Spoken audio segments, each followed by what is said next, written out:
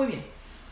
¿Cómo evolucionó nuestro cerebro para poder leer? Bueno, nuestro cerebro, como dice ahí su guión, está capacitado para muchas funciones. Gracias al cerebro podemos desarrollar la mayoría de nuestras actividades cotidianas.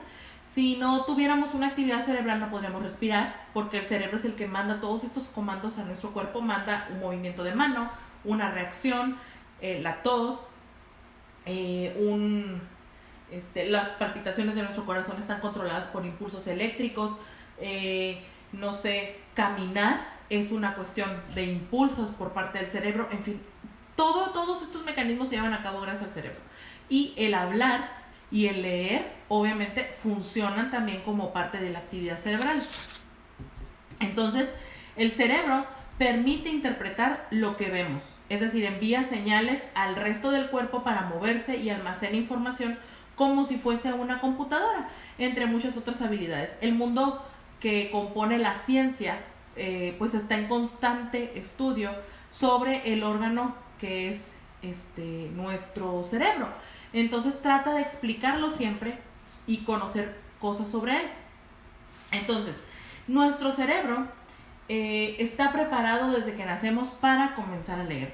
El asunto es que existen muchísimos obstáculos para poder hacerlo. Nosotros aprendemos a leer por imitación, porque alguien nos enseñó y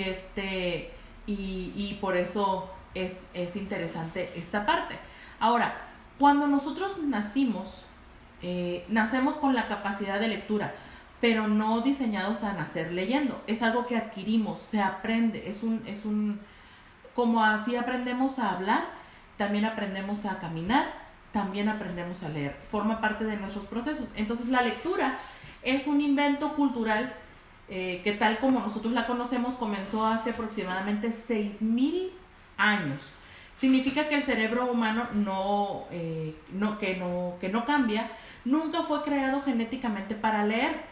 No hay genes específicos para la lectura y no hay un centro o estructura del cerebro que se dedique solo a la lectura. No tenemos el gen lector, no lo tenemos. Nosotros lo desarrollamos, es una capacidad. Tenemos el gen de poder aprender, tenemos el gen de la incorporación de nuevos elementos a nuestra vida cotidiana, y cuando nosotros estudiamos cómo es que lee el cerebro, pues en realidad lo que se está estudiando es cómo el cerebro aprende algo nuevo. Así como aprendemos a sumar y restar, también aprendimos a leer y era nuevo cuando nosotros comenzamos a hacerlo. Entonces, todos estos elementos de conocimiento y de habla empiezan a darse en lo que se llama neuroplasticidad. Ustedes tienen ahí una imagen que habla sobre la plasticidad del cerebro y viene en su guión.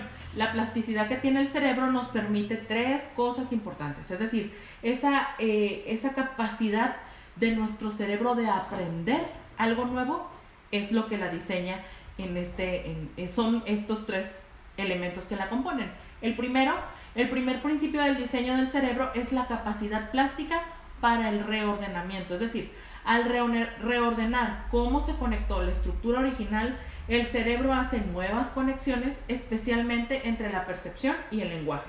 Así es como empezamos a leer. Ordenamos una serie de letras para darles un significado y entonces reproducimos atribuimos a ese objeto ese nombre, ¿ok? Y así es como nosotros lo empezamos a relacionar. Número 2, el segundo principio de diseño es el de reciclaje. Es decir, las neuronas originalmente están dedicadas a la percepción visual, a lo que ven de las caras y los objetos. Y esas mismas neuronas se reciclan para identificar letras, patrones de letras e incluso pequeñas unidades llamadas morfemas, que son las palabras. Y algunas neuronas todavía hacen reconocimiento de objetos, pero otras se mueven literalmente al otro hemisferio para reconocer rostros. Es decir, nuestras neuronas, así como podemos recordar un rostro, nuestras neuronas recuerdan letras y recuerdan patrones de letras. Es decir, si yo escribo esta letra, bueno, voy a escribir al revés para que la puedan identificar. Si yo la escribo, si ustedes pueden leer lo que estoy dibujando en el aire, van a decir, es una R. ¿ok? No la están viendo, pero ustedes reconocen el patrón de la letra y eso es lo que se trata el reciclaje. Después el tercer principio que tenemos es la automaticidad, ¿ok? Hay que revisar ahí su guión. Y la automaticidad es que hay grupos de neuronas que pueden aprender a trabajar juntas muy rápido, que se vuelven automáticas. Y eso permitió a nuestros antepasados obviamente reconocer rápido el rastro de un animal peligroso porque mejoró la supervivencia. Es decir, hay cosas que nosotros ya hacemos automáticamente y leer forma parte de esta automaticidad. Utilizamos la misma capacidad de automatización para decodificar, para interpretar muy rápido. Yo no necesito decir, a ver, la E y la R es ER, la P y la A es PA. Ya no necesito hacerlo porque ya llevo muchos años mi cerebro ejercitándose en la identificación, que fue lo que vi en el punto anterior, en la identificación de esas letras, y entonces yo ya, por ende, mi memoria se grabó esos patrones. Casa siempre se va a escribir casa, no va a variar su forma de escribir, y entonces ya es un condicionamiento que yo puedo enseñarle a otros también, y ahí refuerzo lo que estoy aprendiendo, ¿ok? Así de interesante es este proceso. Entonces podemos hacer la conexión al significado instantáneamente. Si yo, por ejemplo, déjenme ver, yo tengo aquí, ok, tengo esto. ¿Ustedes saben qué es? Es un celular. Ahora, si yo digo celular, rápidamente se les va a venir probablemente la imagen del suyo, porque ya sabemos perfectamente qué es un celular. Pero si yo les digo a algunos de ustedes VHS, a lo mejor ustedes van a decir, VHS, no me dice nada, maestra. Pero si yo les muestro el cassette negro, algunos van a decir, eso es un VHS, era el abuelito de los CDs, para grabar un video. Y si yo les digo, por ejemplo, si les muestro la pura cajita y no les digo nada, a lo mejor van a decir, no, es un estuche. Pero quienes sepan o hayan estado inmersos en ese contexto van a decir, es un VHS, maestra, yo los conocí, mi papá tenía muchos, mi abuelito, mi tío. ¿Me explico? A eso se refiere la automaticidad, que ya llega un momento en nuestra vida que decimos, yo ya sé qué palabra es. Mira, ahí dice matemáticas, ya lo sé, así es como leen los niños. Si ustedes escuchan a un niño que está empezando a leer, se van a dar cuenta que lo hace de esa manera. Va a identificar las palabras que ya se sabe, porque se le van a hacer familiares, ¿ok?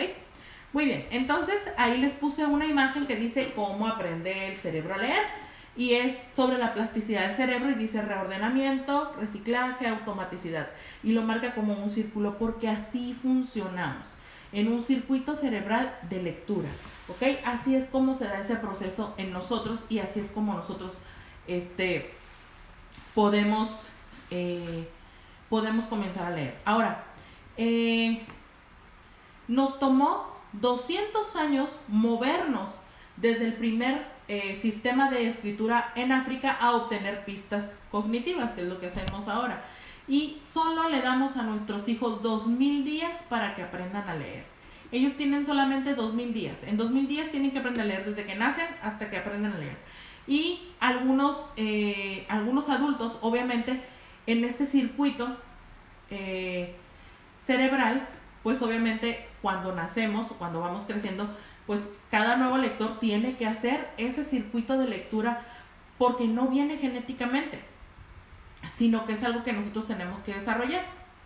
Entonces, a eso se refiere que algunas personas puedan aprender a leer fácilmente, dependerá de su habilidad cerebral, de su destreza. Otros les cuesta un poquito más de trabajo, pero por eso es que es muy importante contar con maestros que te ayuden en ese reforzamiento, ¿ok? Muy bien, entonces así es como concluimos este primer tema, 3.1, proceso lector, y vamos al próximo tema, 3.2, niveles de comprensión lectora.